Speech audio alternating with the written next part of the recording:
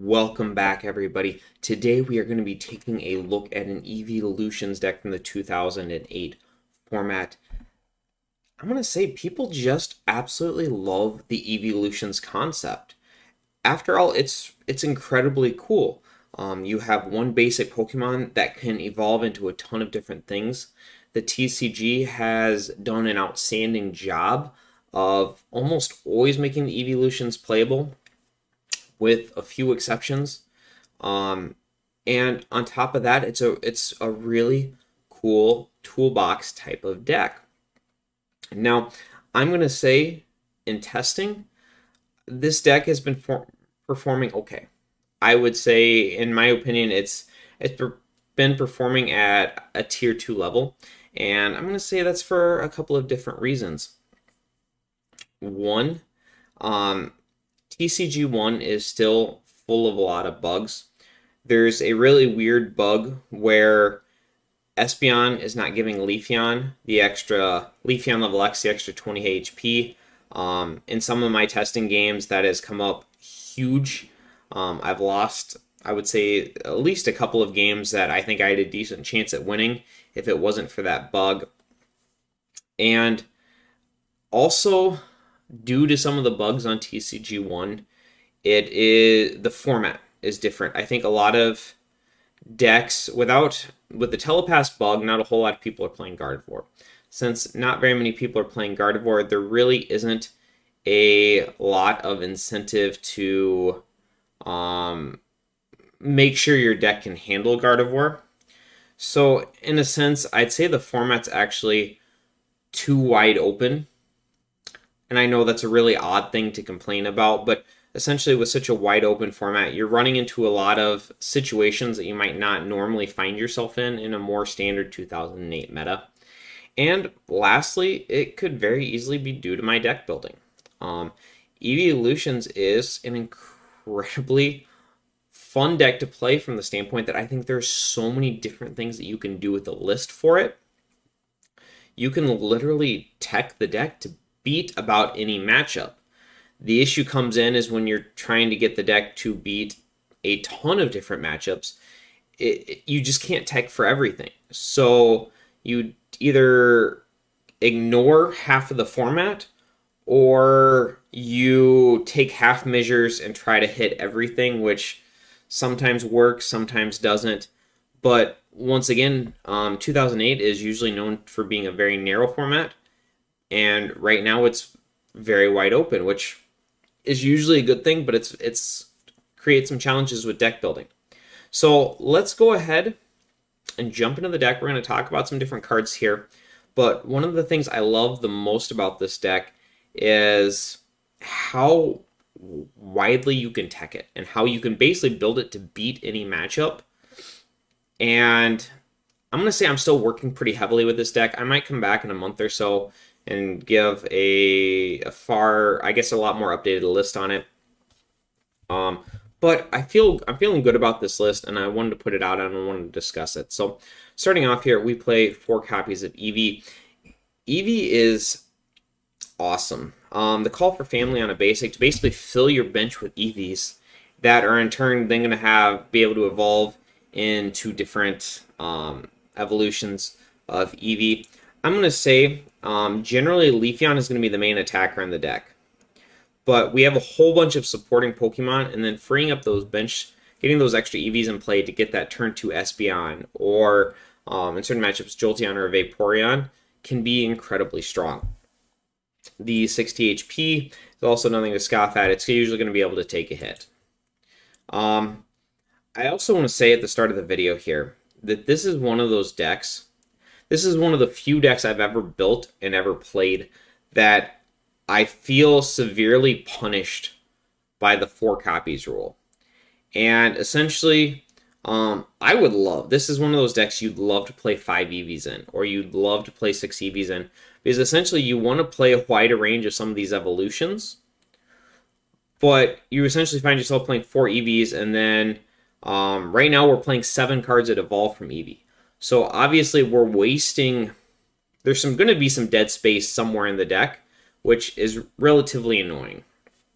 The other thing is, and this is the main part of it, is Leafeon and Leafeon level X both count as Leafeon. So when you're building your deck, between the two of these, you can only have 4 copies. And I think the deck would play so much more smoothly if you could play 3 of the Leafeon and then 2 of the level X. But at 2 and you got to play 2 and 2 because prizing the level X is horrible. But then at the exact same time, it's like pricing. If you play the 2/2 line, you prize say a Leafeon, and you don't prize the when you have the both level X's on the deck, that also feels horrible. So it just, I don't know. It just, I'd like to play more copies than I'm allowed to, and that's definitely a problem with the deck. Not a problem with the deck, but it's something that hurts the deck. But essentially, we got Leafeon. We play this one. It's going to be the best Leafeon. The 30 damage and no retreat can be situationally good. 90 HP is solid. 110 with the Espeon, and then the Leaf Guard for 60. Reducing damage by 20 is super impactful. Usually, opponents have to settle for 2-shotting Leafeon at best. Leafeon level X, 110 HP. The Verdant Dance is incredibly strong. Energy Forcing is also very strong. I'm going to say the Leafeon level X feels good, but one of the problems I've had with the deck is it's very awkward, because essentially you want to get to a point in the game where you have so many energy in play that Verdant Dance is just one-shotting whatever the opponent puts in front of you. But at the exact same time, doing this and like just prize rushing the opponent, going up on prizes very quick is what the deck wants to do. But constantly having to deal with your opponent's scrambles, especially in a deck that takes some setup, can give your opponent a lot of opportunities to come back in the game.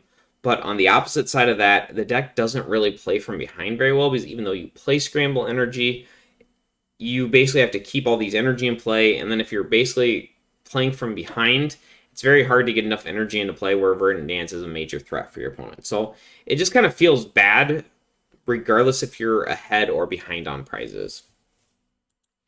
2 Espeon. The plus 20 HP is essential for the deck. The HP on their own is not high enough in the current format. You need that bonus 20 from Espeon. Espeon is also in there for the Gardevoir matchup because you have that Morning Sun, and in combination with Lake Boundary, you can hit a Gardevoir for 120 or a Glade for 120, and then you can move the whatever energy on it, let's say a Scramble, for example, back to something on the bench. It just makes things very awkward for your opponent. I'm going to say the first variation of this deck, I played Muck in it to essentially guarantee I was getting one-shots on Gardevoirs and Glades. Empoleon started to become more of a problem, so I kind of teched for that, and there's a lot of Cessation Absol decks in the format, so I started teching for that. I think if Gardevoir comes back in, I think Muck is very solid for it. I don't think the Muck makes a whole bunch of damage, a whole bunch of difference with the Leafeon damage, but getting the bonus damage from Morning Sun to one-shot the Gardevoir and Glade is incredibly impactful, especially if you're playing against a large number of Gardevoir Glade decks. So like if I was going to go into a tournament with this deck, and let's say it was like 7 rounds, I felt confident that I was going to play 4 of those 7 rounds against Gardevoir, I would definitely want to play the Muck in here.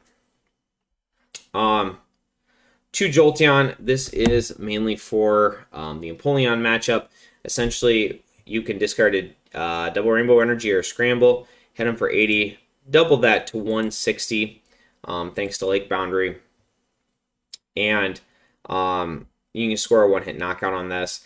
I also want to add, Muck awkwardly hits this deck too, where it doesn't really feel like it should, but it awkwardly hits this deck. They don't play Muck for Leafeon, obviously. They play it for Gardevoir Glade, but it's very annoying to have Muck poison your active. 1 Vaporeon. This is something I'm testing. It's testing okay. Essentially, it can help against Empoleon in a pinch. It's also very good against decks like Ampharos Bronzong to help remove some of that bench damage. That cleanse away, while not putting a lot of pressure on the opponent, also stops them from doing a whole much spread to you. I haven't been overly impressed with it. I find it to be awfully slow. A lot of situations, I don't find myself far enough ahead in prizes for... I don't find myself... I guess it's very hard for me to find Vaporeon situations where Cleanse Away seems like the right call. I've also thought about playing the Latios combo, which is often overlooked in 2008 because that shuts off a lot of really relevant stuff. Ampharos Bronzong can cause problems for this deck. It shuts off both the Ampharos, shuts off opposing Bronzongs, and Empoleon Bronzong will shut off the Bronzong.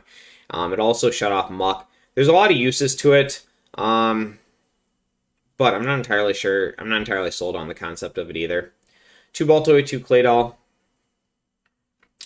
Pretty standard. 1 Chatot. I haven't really felt like I needed the Chatot, but at the exact same time, I feel like you have to play the 1 copy of Chatot just to get you out of bad hands. Once again, I also think that's far more relevant against Gardevoir Glade. You need to be able to mimic under a Psychic Lock. 1 Holen's Cast Form. It feels bad to play this, but it's almost essential to the deck. Essentially, with Energy Forcing, it guarantees you the double energy drop. You can grab it off of Celios, BBs, which it's an energy, you can grab off that, you can grab it off Roseanne's, but essentially, you can bump whatever and then energy forcing the other one back down, so you're essentially getting at least 2 energy that turn, guaranteed. It's absolutely, you have to play it. It also messes with your opponent math with double rainbow energy. Once again, it feels really bad to open with it, but I think it's essential to the deck to play at least a single copy. 1 Mew. This is my Empoleon Attack. You can Roseanne's for a Mew, water energy, and then start using Rainbow Wave to get some chip damage on there. Ideally making it easier for a Leafeon to one-hit KO Empoleons later on in the game. It's also a little bit slower, so they can't come from back and scramble against you. I've also tested Dugtrio in the deck for Empoleon. It's okay. If you're playing against a lot of Empoleons, it's worth playing, but at the same time, too, if you're not playing against a ton of Empoleons,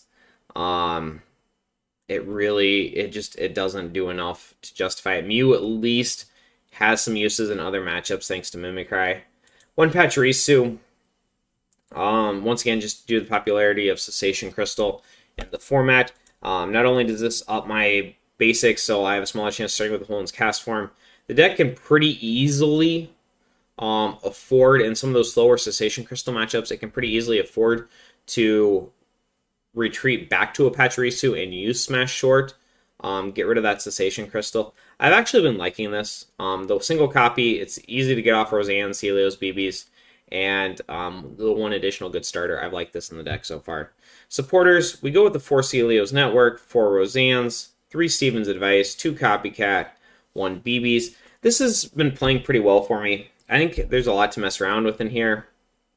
I think you can make some arguments to maybe go for a 3rd Copycat. I'm going to say Steven's Advice has been very popular in a lot of decks, even far more so than it was in 2008.